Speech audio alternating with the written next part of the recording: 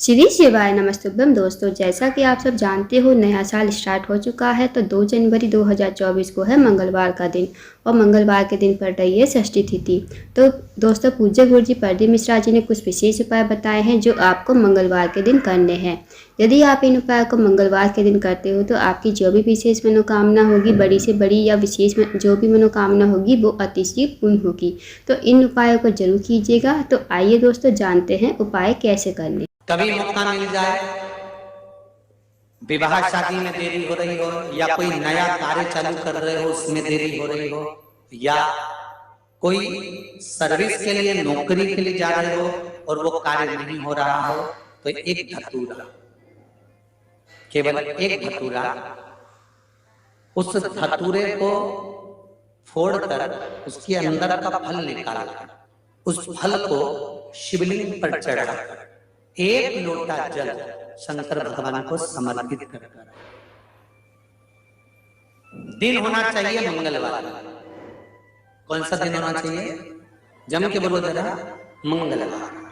समर्पित करो। उसके बाद में आप विवाह के लिए अगर समर्पित करे हैं तो विवाह में देरी नहीं होगी।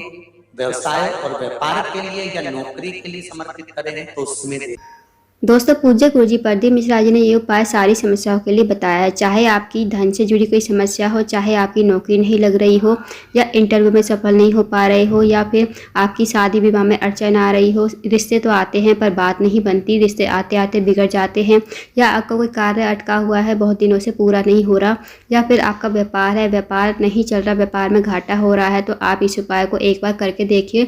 इस उपाय को मंगलवार के दिन करना है प्रातःकाल के समय। अब आपको इस उपाय को करने के लिए एक लोटा जल लेना है और एक धतूरा लेना है। जो धतूरा होता है उसमें कांटे कांटे लगे रहते हैं, वो धतूरा आपको लेना है।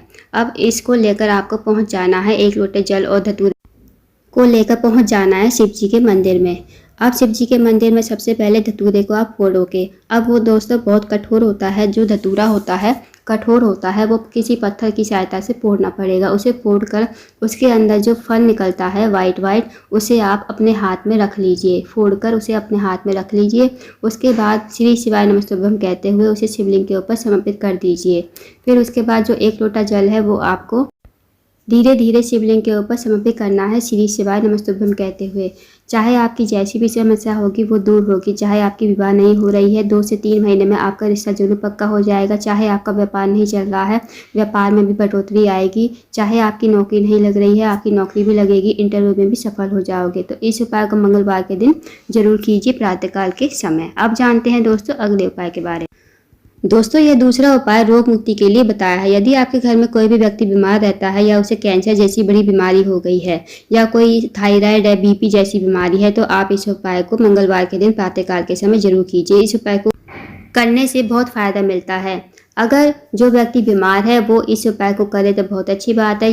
यदि वो इस उपाय को करने में सक्षम नहीं है तो घर का कोई भी फैमिली मेंबर इस उपाय को कर सकता है। अब इस उपाय को करने के लिए आपको चाहिए एक बेलपत्र, 2 समी पत्र और लाल चंदन। जो लाल चंदन होता है ना, वो आपको लेना है। अब आपको इसको लेकर चले जाना है शिव जी के मंदिर में। अब जैसे आप शिव जी के मंदिर में डेली पूजा करते हो वैसे पूजा अर्चना कर लीजिए। जैसे जल चढ़ाते हो, दूध चढ़ाते हो, फल फूल दीपक जो भी लगाते हो वो लगा लीजिए। इसके बाद आपको जो एक बेलपत्र है, 2 समी पत्र है, लाल चंदन है, वो अपने सामने रख लेना है। अब आपको जो बेलपत्र का चिकना भाग होगा वो अपने सामने रखना है। अब जो बेलपत्र की 2 पत्ती होती है ना दोस्तों, जो 2 पत्ती होती है उन पर आपको एक एक समी पत्र रखना है, दोनों पत्तियों पर। फिर थोड़ा लाल चंदन उन पर बिंदी की तरह लगा देना है। जो बड़ी वाली पत्ती होती है ना, उस पर आपको कुछ भी नहीं करना। इन दोनों पत्तियों पर आपको एक एक समी पत्र रख के थोड़ी लाल चंदन छिड़क देना है या बिंदी लगा देनी है।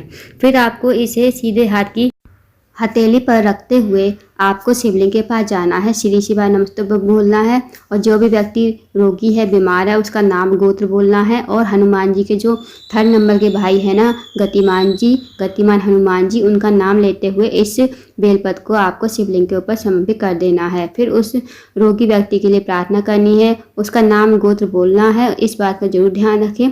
फिर उस व्यक्ति के लिए प्रार्थना कीजिए, जो भी आपके घर में व्यक्ति बीमार है उसकी बीमारी ठीक हो जाए, उसे कैंसर जैसी बीमारी है उसे उसकी जो बीमारी है वो ठीक हो जाए। तो ऐसी मनोकामना विनती आप करोगे भगवान शिव से और गतिमान हनुमान जी का नाम लेते हुए इस बेलपत्र को समर्पित करोगे, जिस पर आपने 2 समीपत्र और लाल चंदन की बिंदी लगाई है।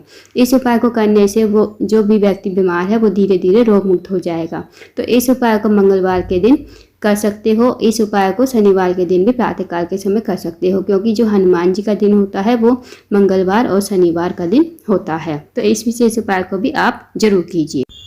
अब जानते हैं तीसरे उपाय के बारे में। यदि आपके जीवन में दुख है, कष्ट है, तकलीफ है या बहुत बड़ी अटकलियों में फंसे हुए हो या अड़चने आपके जीवन में जो है आती रहती है, मुसीबतें आती रहती हैं, मुसीबतें जाने का नाम नहीं लेती, तो आप इस उपाय को एक बार करके देखिए। इस उपाय को आपको एकादशी तिथि के दिन या फिर प्रदोष पड़े उस दिन या सोमवार की शिवरात्रि पड़े उस दिन कर सकते हो। आपको क्या करना है, आपको बेलपत्री के जो 7 कांटे आते हैं ना वो लेने हैं और एक धतूरा लेना है।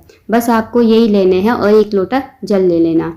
उसके बाद आपको जाना है शिव जी के मंदिर में। सबसे पहले आपको 1 लोटा जल श्री शिवाय नमस्तुभ्यं कहते हुए समर्पित कर देना है।